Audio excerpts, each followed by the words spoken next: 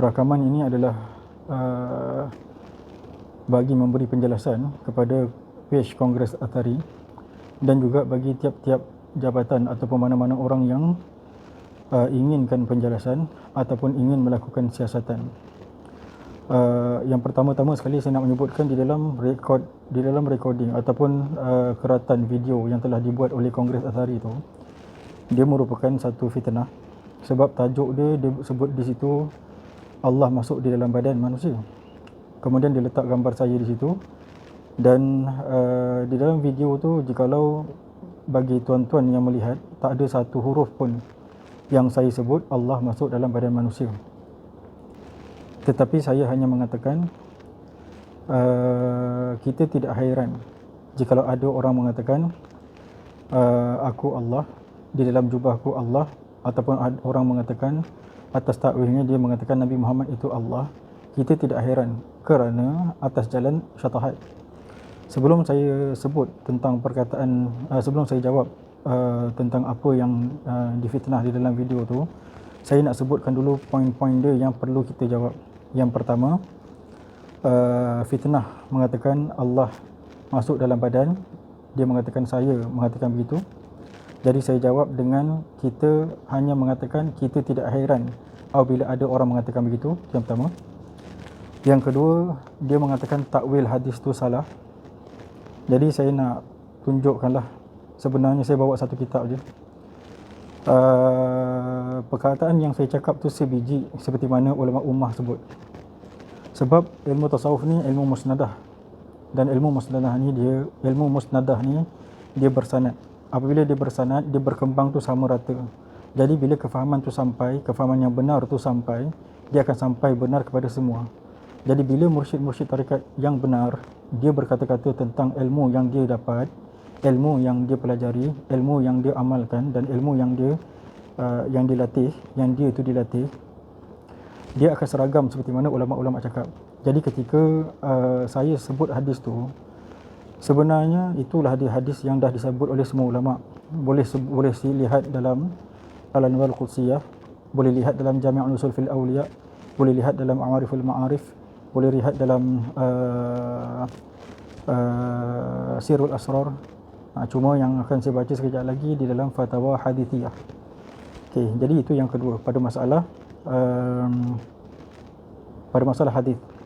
Kemudian yang ketiga adalah fitnah mengatakan tentang orang-orang tarikat Naqsybandi beriktikad, orang-orang Naqsybandi beriktikad Allah masuk dalam badan. Orang-orang Naqsybandi beriktikad dengan Allah hulul. Ini pun fitnah yang besar. Oleh kerana Kongres Athari dia agak melampau sebut sampai nama tarikat tanpa ilmu, sebut sampai hadis tu ditakwilkan dengan takwil yang salah tanpa ilmu. Jadi di sini saya datang untuk memberi penjelasan sesuai bagi Kongres Athari sendiri dan juga sesuai bagi orang yang ingin melakukan siasatan. Okay, yang pertama sekali saya nak sebut mengapa mengapa saya katakan di situ, yang saya katakan je, di situ kita tidak hairan apabila ada orang mengatakan anallah, dia kata anallah, aku adalah Allah, ataupun Allah di dalam jubahku, ataupun dia kata Nabi Muhammad itu Allah. Perkataan itu adalah perkataan syatahat. Kita tidak hairan kerana ada wajah yang sudah dibahaskan. Kita tidak hairan kerana ada wajah yang sudah dibahaskan oleh ulama. Bagi orang-orang yang mabuk dalam cinta, yang terlalu terang musyahadah dia, memang dia tak nampak.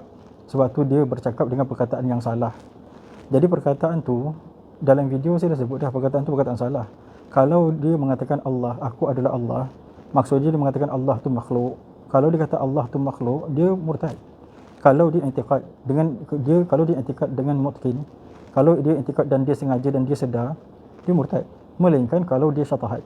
Sebab tak ada ibarat yang boleh nak menunjukkan cinta tu melainkan beberapa ibarat yang salah. Sebab tu bila dia mengeluarkan ibarat yang salah, kita katakan kita tahu, kita tiada hairan, dan kita katakan perkataan tu perkataan yang sesat, tapi dia tu kita tak hukum murtad.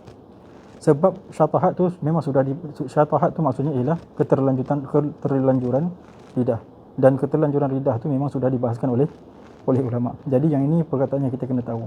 Jadi mengapa kita kata kita tidak hairan bila berlaku seperti itu? Sebab suka saya nak sebut, di dalam masalah at-tasawuf ni, kita ada beberapa pangkat.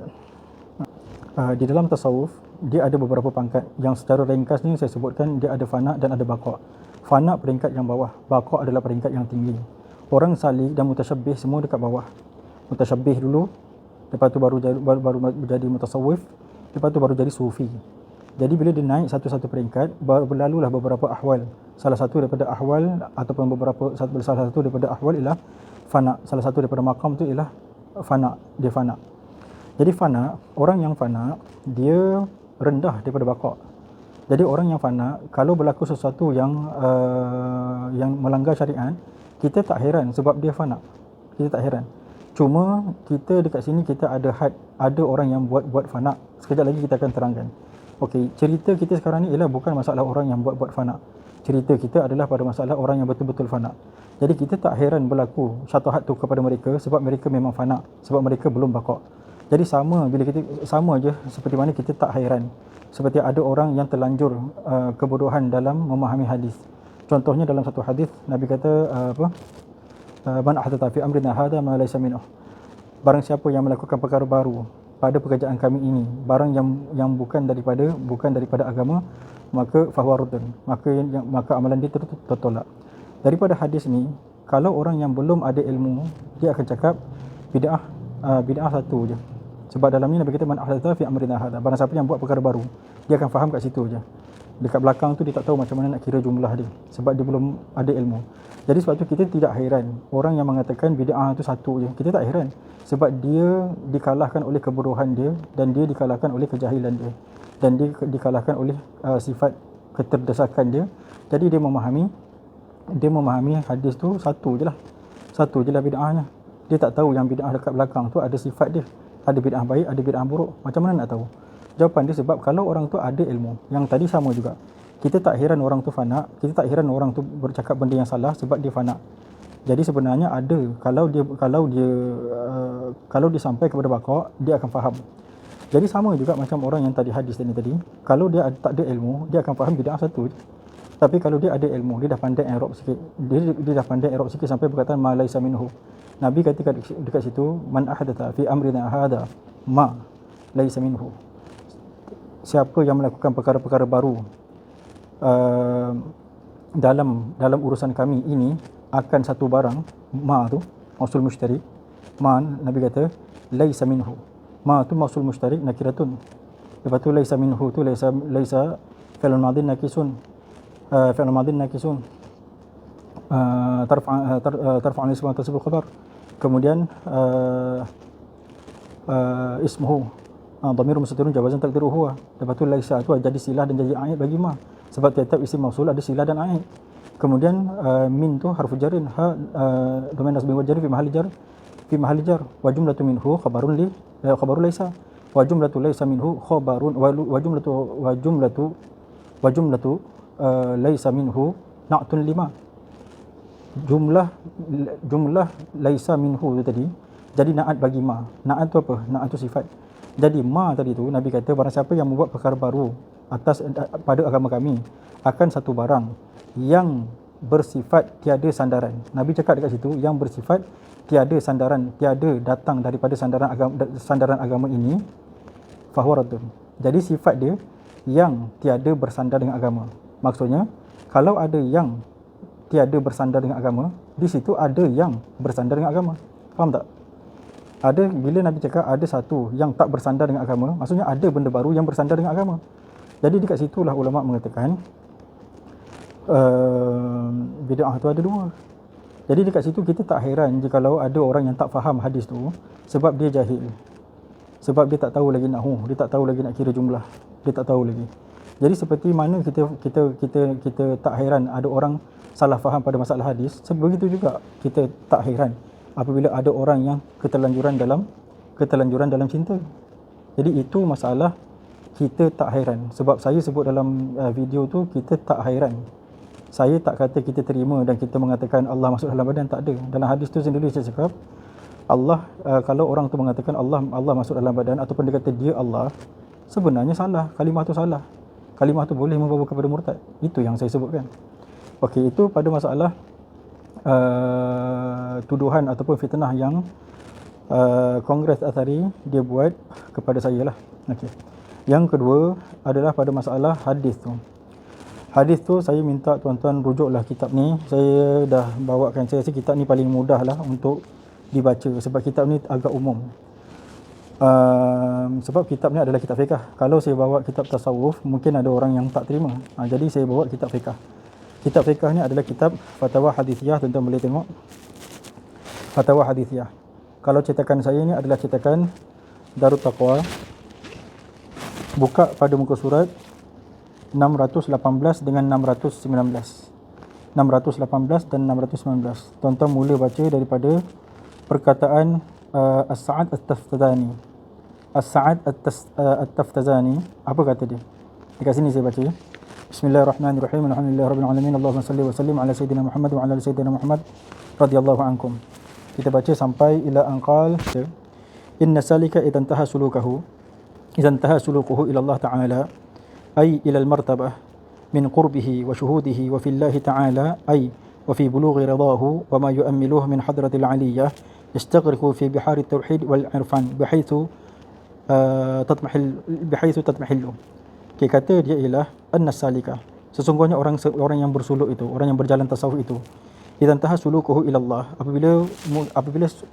apabila habis suluk dia itu kepada Allah Taala, ila martabatin, kepada ketika sampai di satu martabat, min qurbihi, daripada rapatnya kepada Allah Taala, wa syuhudihi, daripada segala persaksian, dia nampak, dia bersaksi dengan Allah Taala, wa fillahi ta'ala, dan juga dia merasa rapat dengan Allah Taala, ay wuqu'i bulughi ridahu wa ma yu'ammilu min hadratil aliyah, sampai dia merasakan, ini sebenarnya maksud dia ialah sampai dia merasakan ta'alluq, sampai dia merasakan dia dapat merasakan ta'alluq takdir yang ada pada kudrat tu. Jadi sampai dia rasa redha Allah Taala dan apa yang dia kehendaki, min hadratil aliyah, daripada hadrat Allah Taala yang maha tinggi, yastaghriqu fi bihari tauhid wal irfan, dia akan tenggelam di dalam laut tauhid dan laut kemakrifatan, bihaythu tatmahillu, sekira-kira dia rasa dia tenggelam, ai bi'tibari syuhud lal haqiqah, ini adalah iktibar syuhud, nampak tak? Ini adalah iktibar syuhud lal haqiqah, bukan hakikat, bukannya dia masuk dalam badan Allah secara hakikat, Allah masuk dalam badan dia secara hakikat, tak, tapi dia merasakan seperti itu. Faham tak sekarang ni? Dia merasakan. Jadi rasa memang dia bukan hakikat, dia bukan hakikat, rasa bukan hakikat.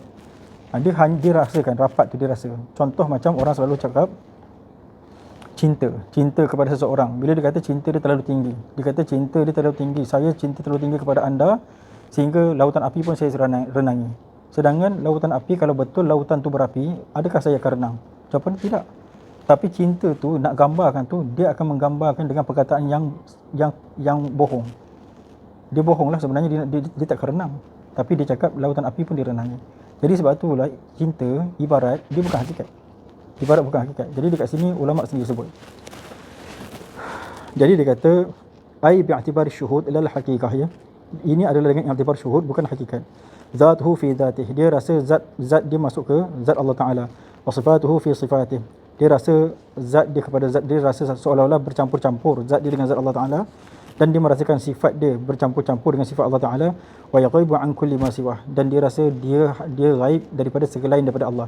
Maksudnya dia tak nampak apa-apa melainkan Allah. Jadi ini perasaan. Ini ulama sebut ni, Syekh Ibn Hajar Al-Haytami nakal daripada perkataan At-Taftazani. Jadi kemudian la yara fil wujud illa Allah, dia tidak melihat melainkan pada wujud ni melainkan Allah Taala. Qala hadha huwa alladhi yusammuna al-fana, maka dia mengatakan inilah yang dikatakan fana. Fit tauhid, fana di dalam tauhid kepada Allah. Wa ilaihi yushirul hadis, dan kepada masalah inilah yang diisyaratkan dengan hadis al-ilahi, hadis kursi, la yazalu 'abdi yataqarrabu ilayya bin nawafil hatta uhibbah, fa idza ahbabtuhu kuntu sam'ahu alladhi yasma'u bih, wa basaruhu alladhi yabsuru bih, wa yadahu allati yabtashu biha. Al-hadis. Ini kan hadis yang saya baca tu. Jadi saya nak sebut, suatu saya cakap, apabila ulama sufi bercakap, kita ada ibarat tuan-tuan. Ibarat cakap kullu sufiyin faqihin, kullu sufiyin faqihun, wa laysa kullu faqih sufiyan. Tiap-tiap orang sufi itu dia faqih tuan-tuan. dan bukan semestinya orang fakih tu sufi.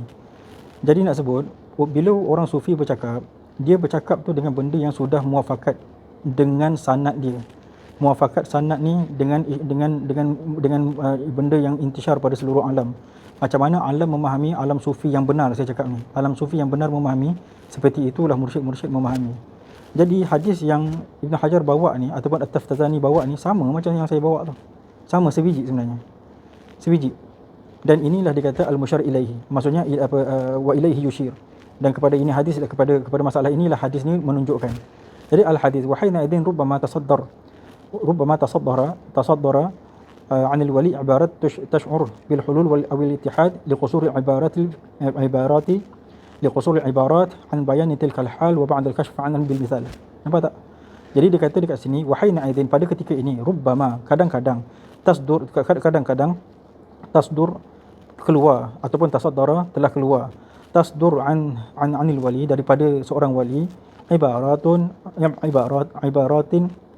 ataupun tasdur ibaratun, keluar daripada seorang wali itu oleh beberapa ibarat, tash'ur bil hulul awil ittihad, yang kita akan merasakan ataupun yang dirasakan, dia punya ibarat yang keluar daripada para wali itu seolah-olah Allah tu hulul, Allah tu masuk dalam badan, Allah keluar pada badan pada ibarat yang mereka keluarkan, dan ittihad, Allah bersatu seperti mana ibarat yang mereka keluarkan, tapi bukan pada hakikat. Tu nak kena fahamkan sekali lagi. Liqusur ibarah, sebab apa jadi macam tu? Sebab ibarat nak menunjukkan apa yang mereka rasa tak ada, ibarat tu tak ada. Sebab itulah bila mereka cakap, macam kita nak cakap kita cinta kepada satu orang dengan ibarat yang dengan cinta yang tinggi, ibarat nak cakap cinta yang tinggi tu tak ada. Jadi sebab tu kita pun cakap lautan api ku renangi. Padahal kalau lautan api kita takkan dapat renangi. Begitu juga dengan perkara ni, ketika dia rapat dengan Allah, dia rasa dia hampir dengan Allah, ibarat apa yang dia nak zahirkan yang dia rasa dia rapat dengan Allah. Jadi tak dapat tidak dia cakap dia Allah. Sebab dia rasa Allah macam masuk dalam badan dia, dia masuk dalam badan Allah, dia terasa macam tu. Padahal bukan begitu. Jadi ibarat yang keluar tu liqusur ibarah. Kat sini ulama dah cakap dah. Sebab pendek, sebab lemah ibarat nak mengatakan. An bayani tilkal hal wa ba'd al-kashf anha bil mithal. Ini semua berlaku, dia kata dia tu sikit apa tu ataupun lemah ibarat nak menyebutkan selepas daripada dia mendapatkan akan kasyaf. Maksudnya kasyaf dia dalam perasaan dia tu. Qala wa nahnu ala sahil tamanni, dan kami, ni baru Ibn Hajar cakap pula. Kemudian At-Taftazani juga cakap. Dia kata wa nahnu ala sahil tamanni, kami ni di atas pantai, di atas tebing pengharapan, naghtarif min bihari tauhid biqadri al-imkan. Kami mencebok daripada laut tauhid dengan sekadar mana yang berkemungkinan. Wa na'tarif anna tariqal fana, dan kami mengetahui dan kami mengiktiraf dan kami mengaku anna tariqal fana, tarik untuk fana fihi al-ayan, padanya itu ialah ayan, nyata saja. Dunal burhan, fana ni bukan pakai dalil, dia bukan pakai dalil, dia pakai perasaan. Cinta ni pakai perasaan, dia bukan pakai dalil. Okey, ini habislah pada masalah yang saya nak sebutkan tadi pasal hadis yang tuan-tuan kata takwil yang saya bawa tu salah. Saya suka nak sebut ulama ummah pakai takwil tu tuan-tuan, At-Taftazani, dan juga diterima. Ibn Hajar Al-Haytami bawa nakal dalam kitab dia Fatwa Hadithiyah. Jadi tuan-tuan boleh tengok dekat kitab tu, dan saya nak bagi tahu ini adalah takwil yang benar. Ini adalah takwil yang benar pada bab dia, iaitu pada masalah at-tasawuf yang tak boleh diingkari. Sebab at-tasawuf tu dia bukan ilmu, dia perasaan. Dia bukan semata-mata akhlak yang kita boleh buat, dia timbul daripada perasaan. Dia bukan timbul daripada ilmu, daripada perasaan. Okey, kemudian barulah kita pindah daripada satu bab yang lain pula. Barulah kita pindah pada bab yang tuan-tuan mengatakan orang-orang Naqsybandi ni itikad dia sesat. Saya baca juga bawah perenggan ni, saya selang satu perenggan. Wa bihi yu'lam annama yaqa'u fi kalimatil qaum la siyama Ibn Arabi wa Ibn al-Farid wa tabi'ihim. Maka dengan dia lah diketahui bahawa barang yang jatuh daripada beberapa kalimat ahli sufi, kalimat kaum sufi, la siyama Ibn al-Arabi, terutamanya Ibn Arabi, dan juga Ibn al-Farid wa atba'ihim, dan juga Ibn al-Farid dan pengikut-pengikutnya rahimahumullah taala. Mudah-mudahan Allah merahmati akan sekalian mereka itu, wa nafa'a bihim, mudah-mudahan Allah memberi manfaat dengan mereka itu. Fi hadratit tauhid, pada masalah mereka bercerita tentang hadratit tauhid, cerita tentang tauhid, munazzalun ala ma dzakarahu Sa'ad rahimahullah taala. Itu menempati barang yang telah disebutkan oleh As-Sa'ad At-Taftazani yang sebut tadi tu. Jadi kemudian wali ba'd a'immatil mutaakhirin min talamizati, dan bagi setengah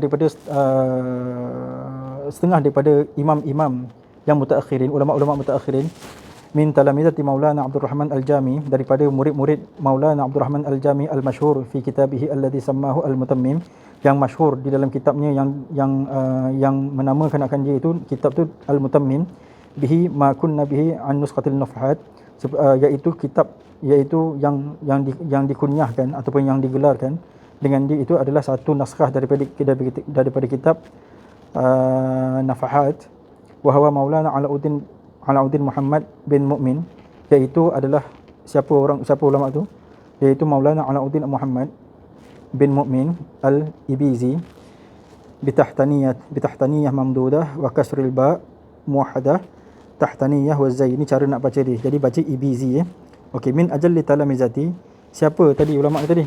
Maulana Alauddin Muhammad bin Mu'min ni siapa? Min ajalli talamizati Maulana Sa'aduddin Al-Kazuri, dia tu setengah daripada murid yang paling hebat bagi Maulana Sa'aduddin Al-Kazuri.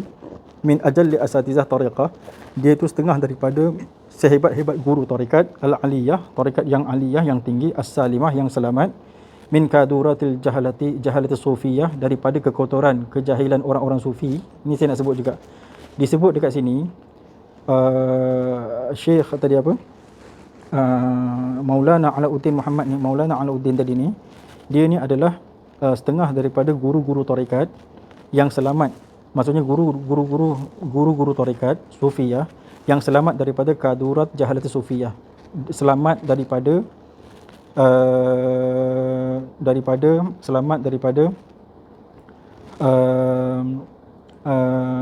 tarikat, selamat daripada kumpulan orang-orang sufi yang jahalah ni orang-orang sufi yang bodoh.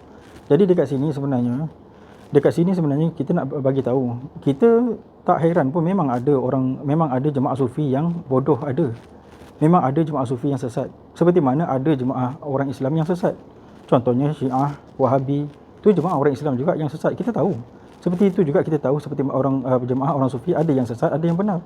Jadi nak sebut Syekh Alauddin ni tadi ni, dia tergolong daripada murid-murid, dia tergolong daripada guru-guru tarikat. Sekarang tarikat apa dia bawa? Guru-guru tarikat yang selamat daripada kadurati jahalati sufiyah, wahiyya tariqatun naqsyabandiyah. Jadi dalam kitab ni sebut dia setengah daripada guru-guru tarikat Naqsyabandiyah. Annahu qala, apa dia cakap? Okay, oleh kerana di dalam kitab ni sebut wahiyya tariqatun naqsyabandiyah, dan dia itu adalah guru bagi tarikat Naqsyabandiyah tu. Dekat sini saya nak Kongres tadi betulkan sikit dalam tuan-tuan punya page tu. Tuan-tuan cakap orang tarikat Naqsyabandi ni itikad dia sesat. Dekat sini jelas disebut tarikat Naqsyabandi ni dipakai. Maksudnya zaman ni, sejak zaman ini lagi, tarikat Naqsyabandi tu terkenal sebagai tarikat yang selamat daripada jahalat sufiyah. Sekali lagi saya urang, tarikat Naqsyabandi ni selamat daripada jahalat sufiyah. Jadi nak sebut, inilah dia kata wahiyya tariqatun Naqsyabandiyah. Annahu qala fi raihanati thaniyah minhu raihanatun zikril abah. Dia kata yang disebutkan di dalam kitab dia pada menyebut abah. Abah ni maksudnya apa, yang abah ialah syakhsun musnad ilaih, maksudnya sebutan guru-guru yang disandarkan kepadanya, maksudnya guru-guru lama. Apa guru-guru cakap? Fi ma'na la ilaha illallah anna dzikra thalathu maratib. Pada maksud la ilaha illallah tu bahawa zikir itu ada 3 martabat. Thalathu maratib fi suluk, di dalam suluk seseorang yang masuk dalam Naqsyabandi tadi. Fa fil ula yuqaddir la ma'bud illallah, maka pada peringkat yang pertama dia mentakdirkan bahawa tiada yang disembah melainkan Allah. Wa fi tsaniyah allati hiya martabatus siyar ilallah, pada martabat yang kedua, iaitu martabat siyar ilallah, yuqaddir la maqsud illallah, ditakdirkan bahawa tiada maksudku melainkan Allah. Wa fi martabat tsalitsah wa hiya siyar fillah. Tengok tadi siyar ilallah, sekarang siyar fillah. Jadi siyar fillah wa hiya al-maqamul muntahin, iaitu makam bagi orang-orang yang muntahi. Yuqaddir la mawjud illallah, dia itu mentakdirkan tiada yang wujud melainkan Allah. Cukup kita kat tu? Nak tahu? Tengok depan lagi. Fahuwa ma lam yantahi saliku fi siyar fillah wa dzakara la mawjud illallah fahuwa kufrun sarih. Nampak tak? Fahuwa kufrun sarih ay rubbama adda ilahi kama la yakhfa. Jadi dia kata barang siapa, dan ini pangkat ni bermula, inilah pangkat ma lam yantahi salik fi siyar fillah, barang siapa yang tidak sampai, tidak sempurna tidak habis mata pelajaran dia sampai kepada pada mata pelajaran sampai kepada dia tu sebenarnya belum sampai kepada syiar fillah, kemudian wadakar, kemudian dia menyebut wadakar la mawjud illallah, kalau disebut la mawjud illallah fahuwa kufrun sarih. Maka yang demikian itu, kalau dikata semuanya Allah, hal keadaan dia bukan sampai kepada situ dan dia bukan orang yang syatahat, dia sebut seperti itu, apa jadi dia? Kufrun sarih. Ini adalah kufur yang sangat nyata. Ay rubbama adda ilahi kama la yakhfa. Yang mungkin yang kadang-kadang dia tu apa? Dia tu sampai kepada kekufuran yang seperti mana yang telah seperti mana yang tidak asing lagi lah, tidak asing lagi kita tahu beberapa sufi yang sesat. Jadi nak sebutnya masalah syatahat ni ialah masalah orang yang kita kenal dia betul-betul mabuk, dia bukan orang yang dia buat-buat cakap. Kalau dia buat-buat cakap dan dia sengaja nak mengiktikad, tiba-tiba dia baca kitab dan kemudian dia iktikad bahawa Allah dia tu Allah, murtad tuan-tuan, murtad. Jadi okey, kemudian sambung sekali, fatlaqahu mubalaghata fi zajri wa tanfir lima yad'i fi hadhihi al-martabah bil batil fata'ammalahu. Maka mengitlakkan oleh ia itu akan mubalaghah, dia itu akan melampaui pada masalah kesesatan dan dia mendakwa bahawa dia berada di dalam satu martabat dengan keadaan dakwaan dia itu adalah dakwaan yang batil. Maka hendaklah kau fata'ammalhu, maka hendaklah engkau perhati halus. Okey, dekat sini disebut tentang itu tuan-tuan. Jadi dekat perenggan ni, kemudian belakang lagi dia kata disebut fahadhar minal inkar, maka hendaklah kau berhati-hati, jaga-jaga daripada engkau mengingkari orang sufi. Fa innahu yuqa' munkir fil ithar, kerana akan ingkar kepada orang sufi akan menjatuhkan seseorang itu kepada kecelakaan. Wa kun muhsinal i'tiqad 'ala al-ghayati min al-izdiyad fa innal munkir mahrum wal muta'annid madmum. Jadi dia kata, maka hendaklah kau jadikan diri kau tu muhsinal i'tiqad, membaikkan sangka kau kepada orang sufi, fi ghayatin min al-izdiyad, pada sehabis-habis sangka baik, daripada sehabis-habis sangka baik dengan bertambah. Fa innal munkir, kerana sesungguhnya orang yang mengingkari orang sufi itu mahrum, diharamkan. Wal muta'annid madmum, dan sifat muta'annid kat sini kalau tuan-tuan tengok dalam kitab ni, dia pakai huruf tak sampan, tapi dia ni lafaz muradif bagi anid dengan dal, ain nun dal, lafaz muradif. Jadi maksudnya dekat sini ialah keras kepala juga. Jadi kalau keras kepala, mazmum, sifat tu adalah sifat yang tercela. Wal haq ahaqu an yuttaba', dan yang sebenarnya ialah terlebih benar untuk kita ikut. Jadi orang sufi itu benar, kita perlu ikut. Kemudian wal batil an haula a'immah qad intafa', apa yang terkeluar daripada perkataan-perkataan batil daripada segala imam-imam tu qad intafa', semua tu telah disyarahkan. Di intafa' kat sini telah dibenteng, bukan maksud kita pelihara, kita kata boleh cakap benda aku Allah, bukan, kita tak cakap gitu. Intafa' dekat sini maksudnya sudah dibahaskan, sudah dihurai mana yang betul, mana yang salah. Jadi mana kalam yang salah kita katakan salah, tapi kita tak kata orang tu salah, sebab orang tu kita bahaskan daripada masalah syatahat. Melainkan kalau dia tu bukan syatahat, baru kita katakan dengan orang-orang tu salah, dengan orang-orang tu murtad. Itu maksud dia tuan-tuan. Okay, kemudian adkhalana Allah tahta ulwiyatihim at-tahirah min ar-raib. Mudah-mudahan Allah memasukkan kita di bawah panji-panji mereka itu, ataupun di bawah kewalian mereka itu, ataupun di bawah peliharaan mereka itu yang bersih, min ar-raib, daripada ragu-ragu.